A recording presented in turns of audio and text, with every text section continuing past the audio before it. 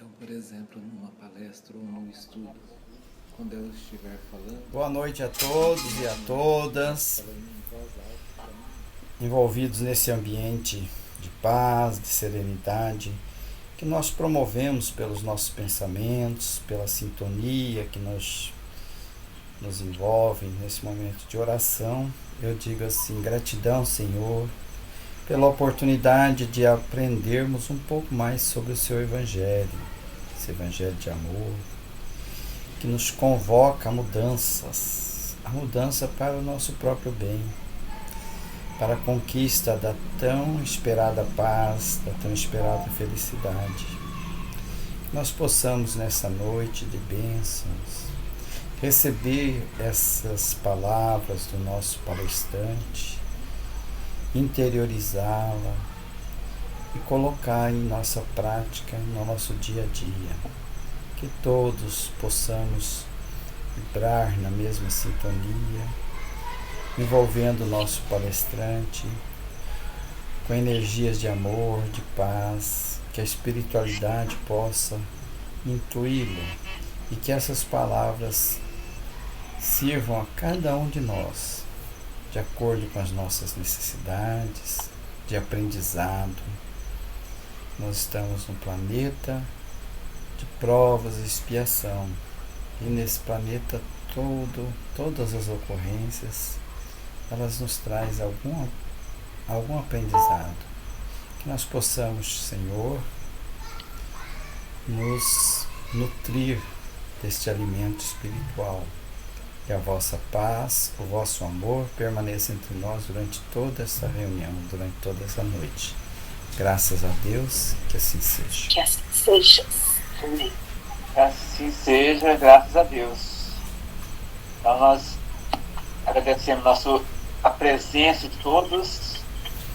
Vamos agradecer a presença do nosso irmão Vladimir, que hoje se prontificou, atendendo nosso convite, e vai hoje falar sobre o tema resoluções de ano novo. Com você, tá? Seja bem-vindo. Com você a palavra, nosso irmão Vladimir. Tá ótimo. Gente, um abraço a todos, Maurício, a Sônia, a Xênia, a Gisélia, o Tiãozinho Carmino, o João Marcelino e a Lalinha. Alguns de vocês eu conheço, pessoalmente, outros ainda só de forma virtual. Tomara que a gente possa se conhecer pessoalmente em breve. Cronologicamente, a vida nos convida a mudar.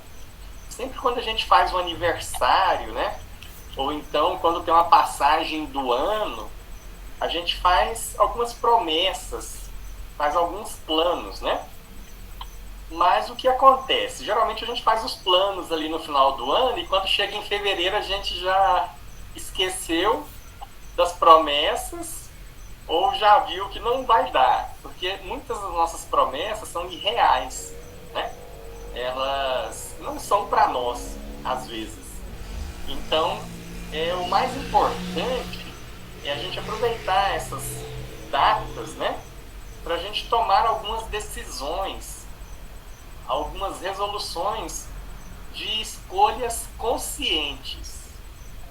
Porque às vezes a gente faz uma promessa irreal, uma promessa que é inalcançável.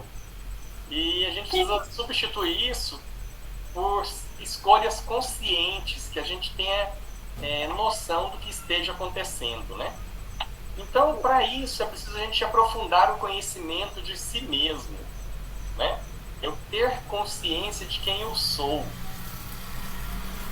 Não o que eu acho que sou, porque isso é alterado, às vezes, pelo meu orgulho ou pelo meu ego. Às vezes eu acho que eu sou muito paciente, muito calmo, muito caridoso, muito bondoso. Mas eu só acho. Às vezes eu não sou isso. Tá bom? Então às vezes a gente é dominado pelo orgulho, E também é que a gente não seja o que os outros acham que a gente é. Porque às vezes os outros só captam a nossa aparência, A nossa personalidade, a nossa máscara social que a gente coloca para viver em sociedade. Então, e às vezes a gente é guiado pelo que os outros acham que a gente é. e não pelo que a gente realmente é. Então eu preciso saber quem eu sou e o que eu quero para a minha vida, né? O meu eu profundo, o meu eu verdadeiro, o meu espírito.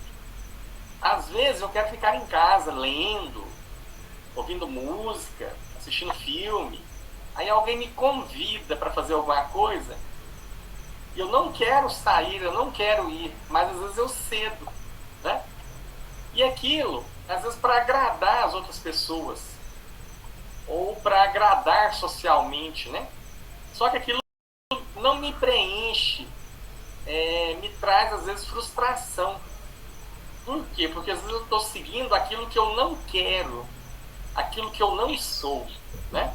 Então às vezes a gente segue esses caminhos, e por isso que é preciso a gente saber quem a gente é e o que a gente quer na vida. Tudo que eu falar aqui de auto-amor, auto-cuidado, é de forma amorosa, não é de forma egoísta, né? E nem narcisista, que o meu é mais importante do que os outros, não é isso. Mas eu preciso entender quem eu sou para saber o que eu vou fazer na minha vida. Isso nos remete a uma questão: quem somos nós na essência? Na aparência eu sei que o Maurício é homem, que tem certa altura, certa idade, né? Mora em Palmas, etc. Mas, no fundo, quem nós somos, né? Então nós somos espíritos imortais em evolução, temporariamente encarnados, né? Nesse momento nós somos encarnados. Mas o dia que eu desencarnar, eu vou continuar sendo o Vladimir, só que sem esse corpo físico. Então, se eu sou amigo do Maurício, do Odilon, da Sônia, quando eu desencarnar, eu vou continuar sendo amigo deles, né? Não haverá interrupção. Mas o contrário também. Se eu sou inimigo do Odilon, do Maurício e da Sônia, quando eu desencarnar, eu vou continuar sendo inimigo deles. Então, o que isso significa? Que o aprendizado tem que começar agora, né? Tem que começar no presente, aqui na Terra. Porque aproveitar essa encarnação é aproveitar a presença, né? Então a gente tem que ter isso muito presente na nossa vida. A gente não pode viver no passado, porque se o passado foi bom ou ruim, já passou, né? E também a gente não pode viver no futuro, porque o futuro pode acontecer, mas pode ser que não aconteça. Então, o Paulo, no livro Fonte Viva, ele usa uma imagem, né, que é fantástica, que ele diz que o viajor gasta a sandália e recolhe as experiências da caminhada. Então, nós estamos gastando a nossa matéria aqui na Terra, né, nosso corpo, mas no final a gente vai ter que ter recolhido algumas experiências, algumas vivências aqui na Terra para seguir com o nosso espírito, né? Então, gente, eu vou dar alguns exemplos aqui para a gente entender o que é essa consciência de si mesmo, né? Que a gente busca e que deve ser algo assim importante na nossa vida.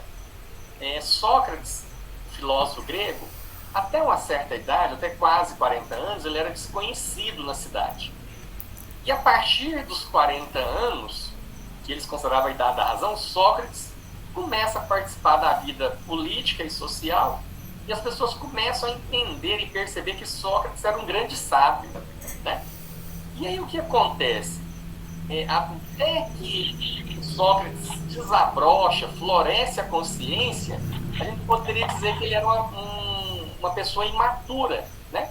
Um espírito imaturo.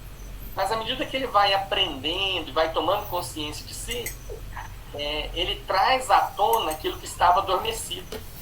Então a consciência floresce, né, desabrocha, e aí ele se torna, merecidamente, né, reconhecido como um grande sábio da época, né? Então, pode acontecer isso com nós, e tudo que acontece com nós acontece com o nosso próximo também, pode acontecer, né? Às vezes a gente leva uma vida e assim, sem grandes coisas, sem grandes mudanças, sem grandes aprendizados, mas parece que alguns acontecimentos fazem a gente desabrochar, né? Fazem a gente florescer. E aí, tanto eu quanto o próximo tem uma nova visão da vida e tem novo aprendizado e novo aproveitamento da vida. Saulo de Tarso, que era doutor da lei, né? Muito respeitado, cumpridor das leis, inclusive muito rigoroso, era respeitado por tanto que ele se dedicava ao trabalho e fazia bem feito, né, de doutor da lei. Ele não tinha ainda desenvolvido em si os sentimentos. Então ele usava muito a razão, né, o seu intelecto, mas não usava os sentimentos. E aí o contato com Jesus, com um contato breve no deserto, né, não foi bem um encontro, foi quase que um choque, né, muito rápido, mas que ele caiu em si, ou despertou em si, a importância de mudar de vida, né? E a importância de viver os sentimentos, mas aí os sentimentos renovados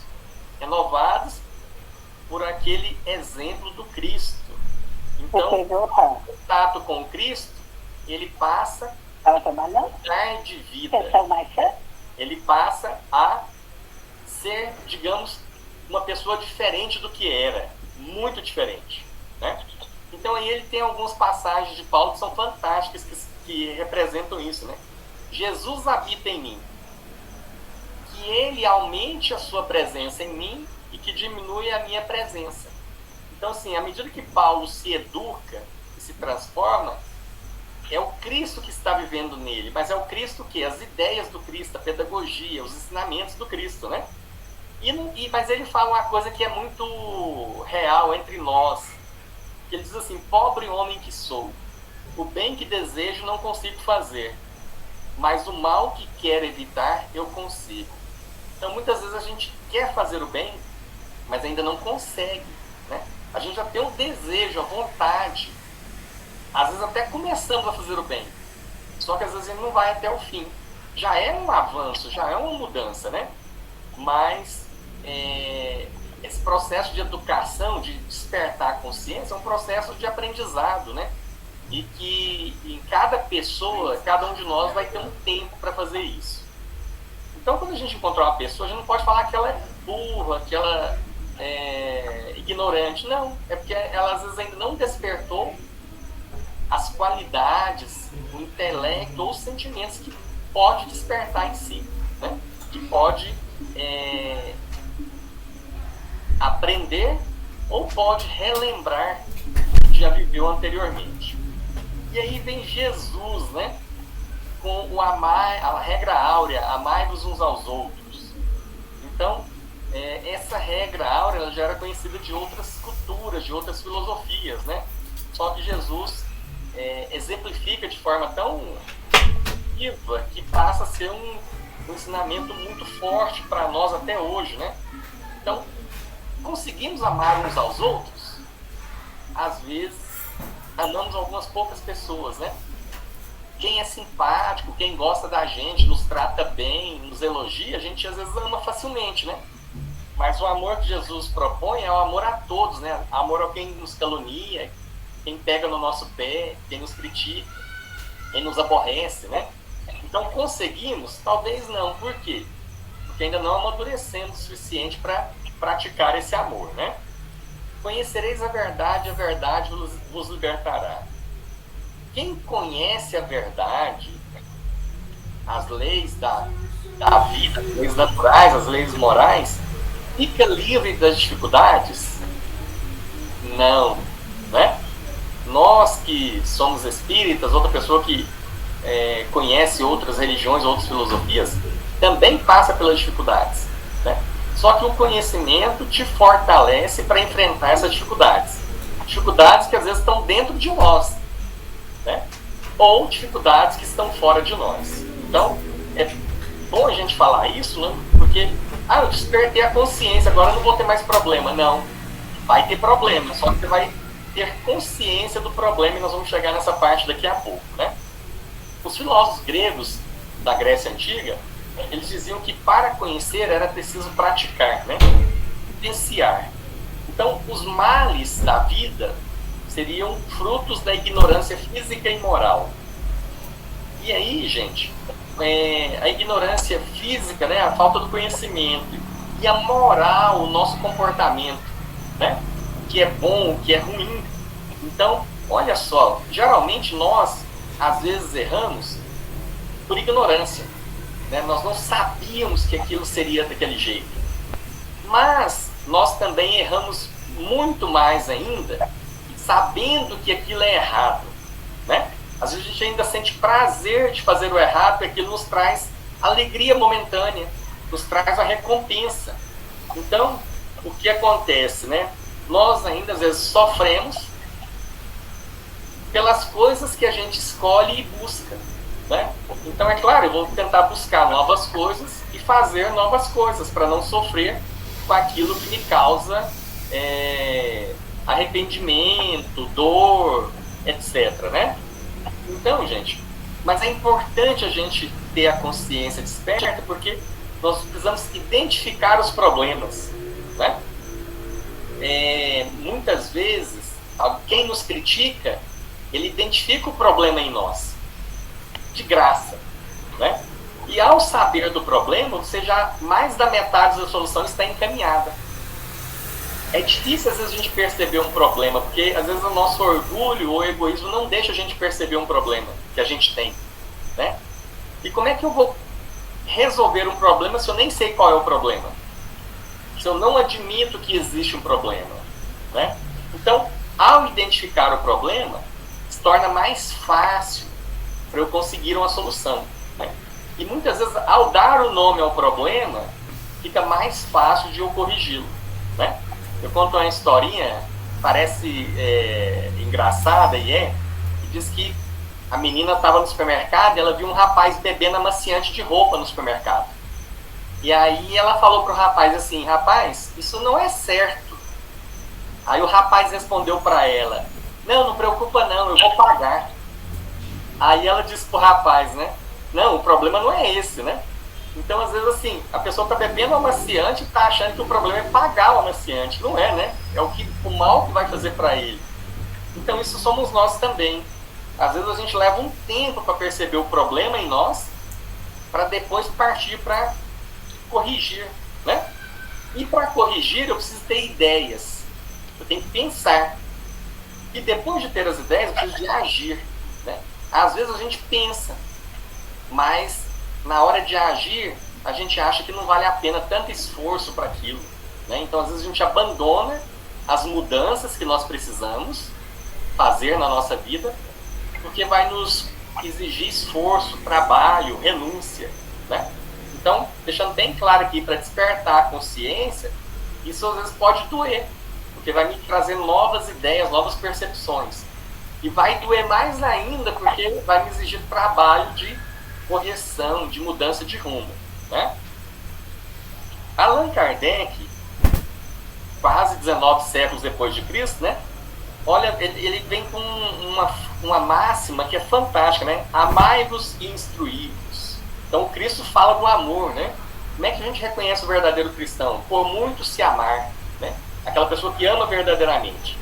E nisso que acontece? A gente vê que o ateu é cristão, porque tem muito ateu que é amoroso, né? E ao contrário, tem muito religioso que não ama.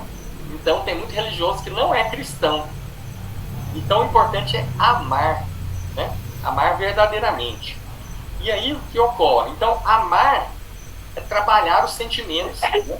É viver as virtudes aprendidas.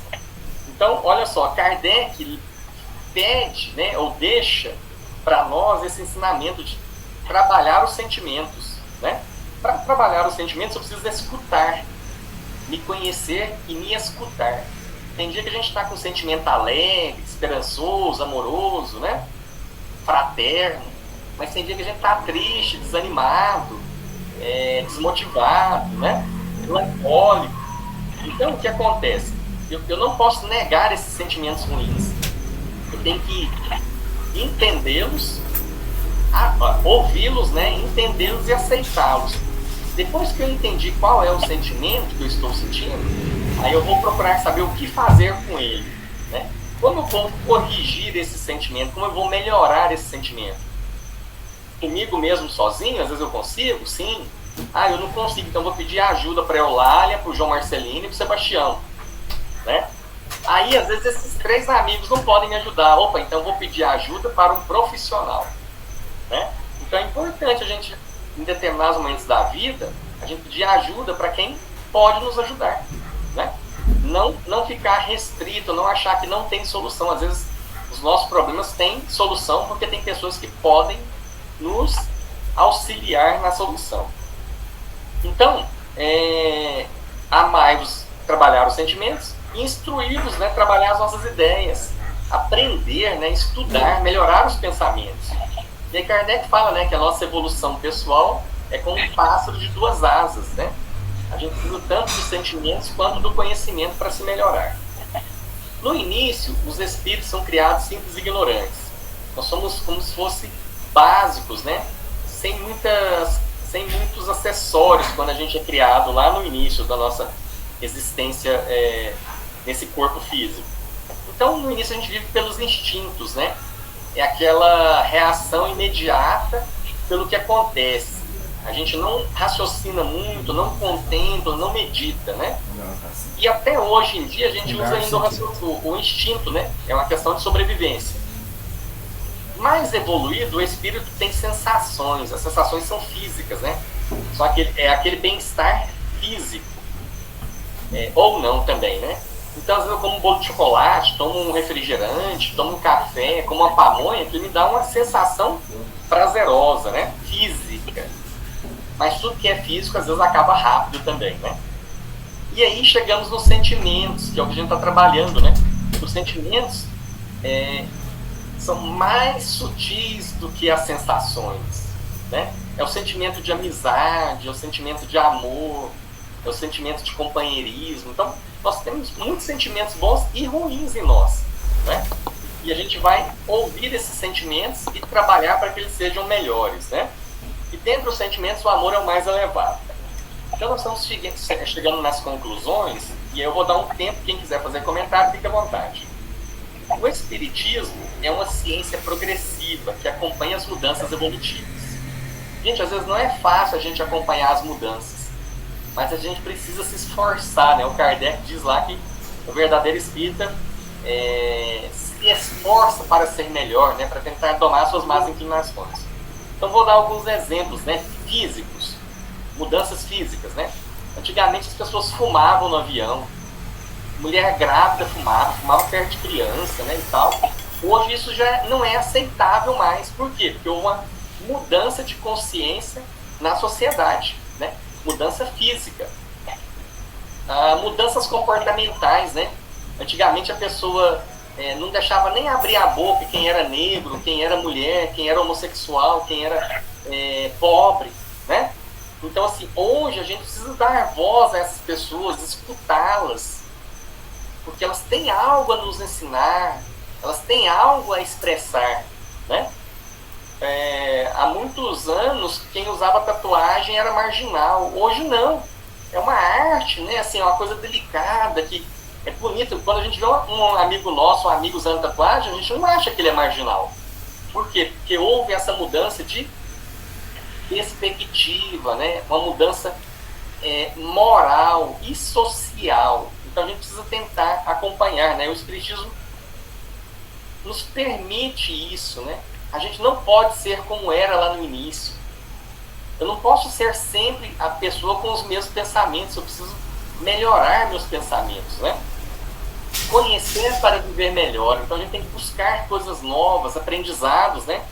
Para tentar viver melhor, tá? Quando eu falo conhecer, é praticar também, tá? Não é só o conhecimento teórico, né? Eu sei que o perdão é bom para quem perdoa, alivia, né? Tira daquela mesma vibração do ofensor. Mas eu perdoo, né? Eu pratico perdão. Então as coisas que eu sei que são boas, mas eu não pratico, eu não sei, né? Na verdade eu só tenho um conhecimento teórico, eu não vivencio isso. Então não é um conhecimento real, verdadeiro. Convite para estudar, né? Às vezes o Espiritismo é uma religião que nos dá muita oportunidade de estudo, de aprendizado, de discutir em grupo, né? E às vezes a pessoa não vai, né? A pessoa vai com a mente fechada. Então, ele não aproveita aquela oportunidade, gente. Aqui em Goiás, assim, a gente tá vendo nessa pandemia coisas absurdas, sabe? pessoa espírita que deveria estar estudando, falando absurdo, né? Colocando em risco a vida das pessoas, porque não estuda, né? Então, assim, a gente precisa estudar, precisa aprender para viver melhor, né? No estudo, a gente se estuda e estuda as leis naturais e morais. Quando eu estudo a psicologia do Cristo, a pedagogia do Cristo, os ensinamentos, eu estou estudando, na verdade, sou eu em relação àqueles ensinamentos, né? Eu estou me estudando. Então, eu não estou apenas estudando os ensinamentos de Cristo, eu estou me avaliando, me comparando, me analisando perante aqueles novos conhecimentos que eu estou adquirindo, né? E as leis naturais, as leis da vida estão aí, que a gente precisa conhecer para viver melhor, né? Tanto eu viver melhor, quanto o meu próximo também. Além de aprendizes do Evangelho, porque nós somos sempre aprendizes, né? Estamos sempre renovando esse aprendizado, nós seremos também obreiros do Senhor, né? Porque às vezes a pessoa que sabe fazer, ele trabalha, ele precisa colocar em prática isso, né? A gente estava brincando com os amigos, conversando, que existe o espírita cigarra e o espírita formiga, né? O espírita cigarra é o que fala muito bem, que conversa, que consola, né? Que leva a música, que tem uma expressão muito boa com as pessoas, né? Levanta as pessoas, às vezes, pelo diálogo, né? Pela conversa. E tem um espírita formiga, né? Que é aquele que faz o trabalho, que vai lá na frente e vai onde tem um problema e enfrenta, né? Então, assim, nós somos esse espírito aí, né? Formiga e cigarra, que a gente precisa realizar as coisas que a gente é capaz, né? E algumas outras a gente precisa se capacitar para fazer. E aí, gente, nós vamos nos lapidando, né? Essa convivência, nós vamos nos lapidando e lapidando o próximo. Tudo que eu faço de melhor para mim, às vezes eu compreendo melhor o próximo e eu tenho uma convivência, às vezes, melhor com as pessoas, né?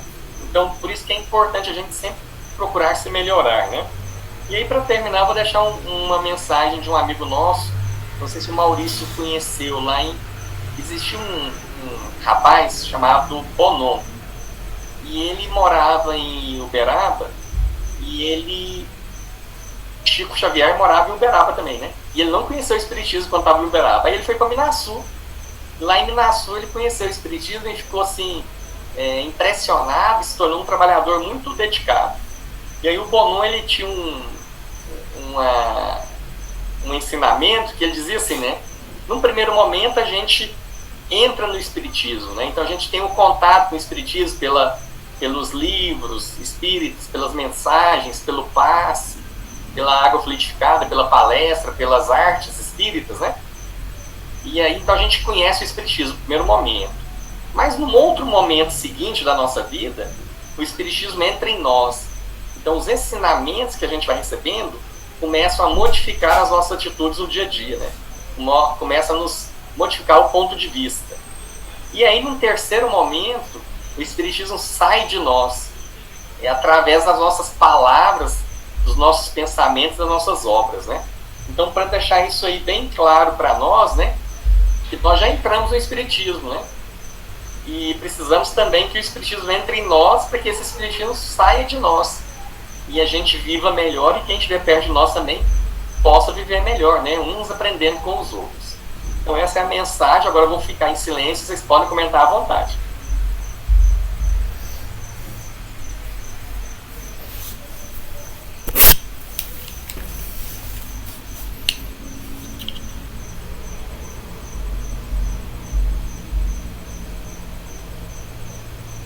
Seu microfone está desligado, seu Maurício. Gratidão, Dilon. Então, gente, todos ficam a palavra franqueada.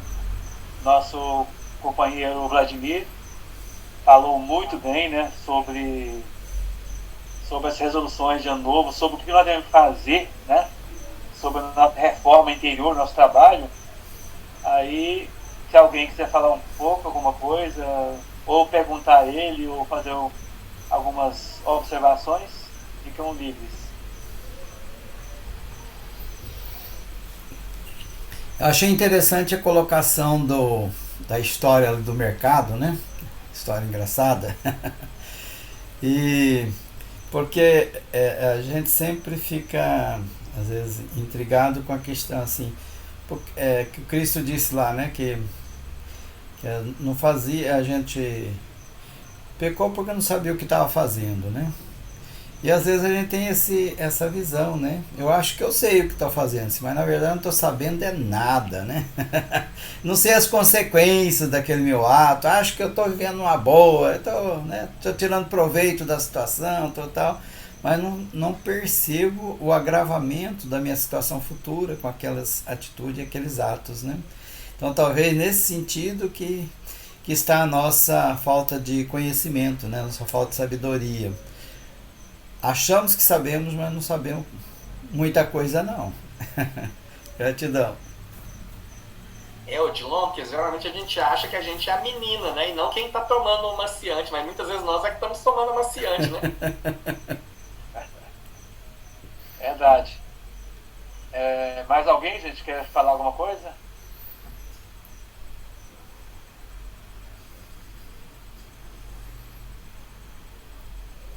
Bom, gente, então só lembrando o Vladimir, que eu conheci sim o Trombonão, né? Cara, gente muito fina, um grande trabalhador. Gente, então, como já falamos, nosso irmão já fez nos refletir, ou seja, proporcionou a condição nossa de reflexão sobre a nossa vida, sobre os nossos erros, sobre os nossos acertos, sobre as nossas possibilidades.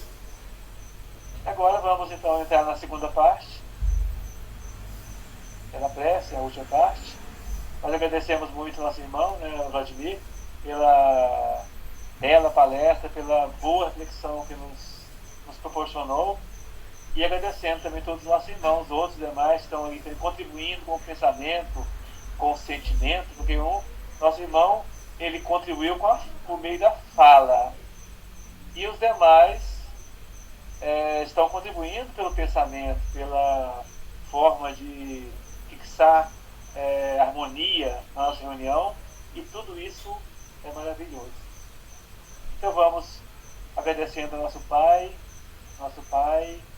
agradecendo também ao nosso irmão Jesus, nosso mestre maior, toda a equipe espiritual que dirige essa reunião, que nos ampara sempre a cada um, agradecendo pelas bênçãos de cada momento, pelas dificuldades que vieram sobre nós, porque as dificuldades também são meios de nos recolocar no caminho. Agradecemos por toda essa assistência que ele nos dá, pelo trabalho espiritual, por ter nos formado essa família. Obrigado, Jesus, obrigado, amigos espirituais que nos auxiliam sempre, que nos amparam sempre. Nós pedimos as bênçãos, a favor de cada um que sofre. Pedimos as bênçãos para o nosso planeta Terra, que ainda está vivendo esse momento difícil da pandemia. Muitas pessoas passando por enfermidades difíceis, outras enfermidades diversas, muitos partindo para o plano espiritual, famílias que estão sofrendo pelas doenças ou também pelo distanciamento, pela separação espiritual dos nossos irmãos. Pedimos, Jesus, o amparo para cada família, que essa luz do Cristo possa descer sobre todo esse nosso planeta, sobre o nosso Brasil, sobre o nosso continente, sobre todos nós, todos os nossos familiares. Pedimos, mestre Jesus, que permita que os seus mensageiros de luz possam visitar cada um desses lares que estão aqui sintonizados, todos os nossos lares, que sejam visitados cada lar,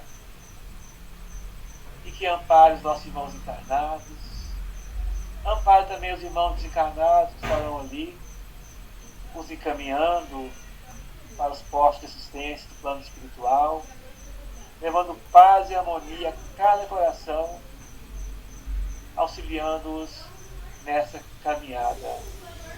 Pedimos ainda agora para a água, para o copo de água, a garrafa, ou a jarra que foram colocadas. Que Deus possa abençoar cada um. Que o mentor, que o Espírito de bem, o técnico na manipulação de energias, possa manipular os fluidos de amor e luz que vem do alto e colocar nessa água, transformando-a em remédio. E cada um que tomar desse remédio se sinta fortalecido no corpo, mas principalmente da alma. Essa paz, Senhor Jesus, possa estar com todos, alimentando cada coração. Muita luz, muita paz a todos nós.